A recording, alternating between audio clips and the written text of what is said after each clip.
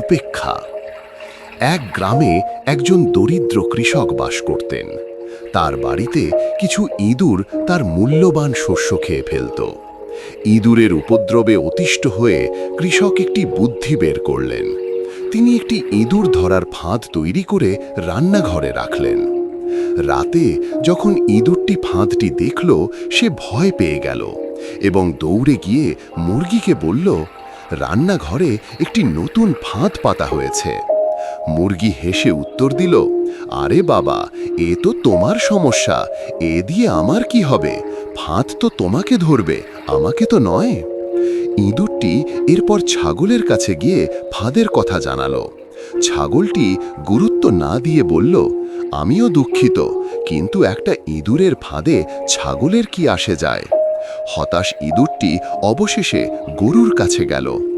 গরুটিও একই রকমভাবে উত্তর দিল, ইঁদুর ধরার ফাঁদ, এর সাথে আমাদের কোনো সম্পর্ক নেই, তুমি নিজের সমস্যা সামলাও। এক রাতে ফাঁদে একটি আওয়াজ হলো। দূর থেকে সেই আওয়াজ শুনে কৃষক খুশি হয়ে ভাবলেন ইঁদুর ধরা পড়েছে। তিনি যখন দেখতে গেলেন, তখন দেখলেন যে ফাঁদে একটি বিষধর সাপ ধরা পড়েছে। অসাবধানতাবশত কৃষক সাপের কাছাকাছি যাওয়া মাত্রই সাপটি ছোবল মারল এবং কৃষককে কামড়ে দিল।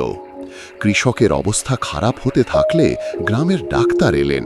প্রয়োজনীয় চিকিৎসা দিয়ে বললেন, কৃষককে দ্রুত সুস্থ করতে গরম মুরগির স্যুপ খাওয়ানো প্রয়োজন। সঙ্গে সঙ্গে মুরগিটিকে জবাই করা হলো। এরপরও কৃষকের শারীরিক অবস্থার উন্নতি না হওয়ায় তার আত্মীয় স্বজনরা তাকে দেখতে এলো। তাদের খাওয়ানোর জন্য এবার ছাগলটিকে জবাই করতে হলো। কিন্তু কিছুদিন পরে কৃষক মারা গেলেন।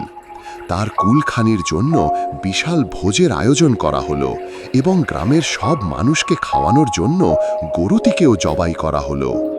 গল্পের শিক্ষা: কারোর সমস্যাকে ছোট করে দেখবেন না। যখন সমাজের বা আপনার আশেপাশের কারোর কোনো সমস্যা হয়, তখন তাকে কেবল তার সমস্যা মনে করে উপেক্ষা করা উচিত নয়। আমাদের চ্যানেলটি সাবস্ক্রাইব করে পাশে থাকুন প্লিজ।